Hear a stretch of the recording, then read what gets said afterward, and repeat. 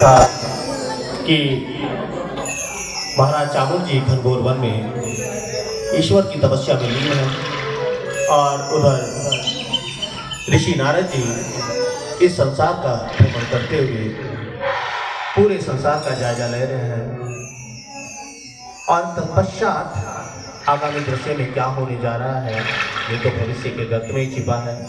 आप लोग इसको तभी जान पाएंगे जब लीला को ध्यान से देखेंगे और गुरु महाराज के श्री चरणों में अपनी उपस्थिति देंगे। अगला दृश्य भी तैयार है, बड़ा ही मनमोहक और रोचक दृश्य है। देखिए क्या होता है। नारायण नारायण नारायण। आइए आइए मुनिराज जी, कहिए कहाँ से आना हुआ। नारायण नारायण नारायण। राजेंद्र, पृथ्वी का भ्रमण करते चला आ रहा हूँ। नारायण नारायण।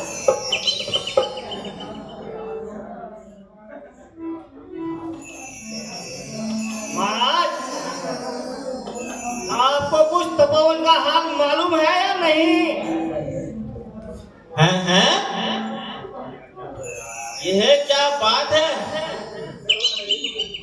मुझको तो कुछ भी हाल मालूम नहीं। नारायण नारायण नारायण। राजेंद्र, आपको मालूम होना चाहिए कि सूर्य सेन का पुत्र चामुंड वन में घोर तप कर रहा है।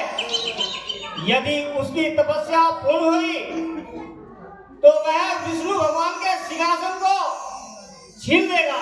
नारायण नारायण। हैं? आप क्या सच कहते हो ऋषि मुनि? निसंदेह जो मैं कह रहा हूँ वह सत्य है। नारायण नारायण। मुनिराज, अब क्या होना चाहिए? होना क्या चाहिए? कामदेव को बुलाओ और चामुंड का तप भंग कराओ। नारायण नारायण। तुम ठीक कहते हो।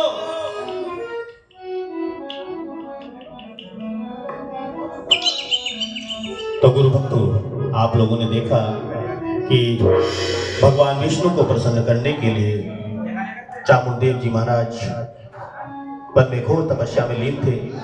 उधर नारद जी का नाम नारद ऐसे ही नहीं पड़ा है, क्योंकि वो उस समय के सपूरी भी थे, जिसको हम आजकल कहते हैं एक ही बात उधर करना। इसी तरह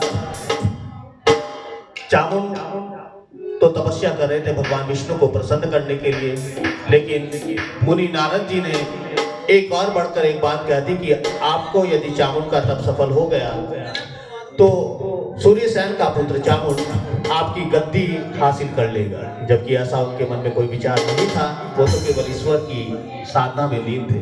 लेकिन नारद की कही बात भी कच्चे कानों का व्यक्ति बड़ा ही नुकसान पाता है। इसी तरह भगवान विष्णु ने भी नारद जी की बात सुनी और चामुंड का तप भंग कराने के लिए कामदेव को बुलाया गया।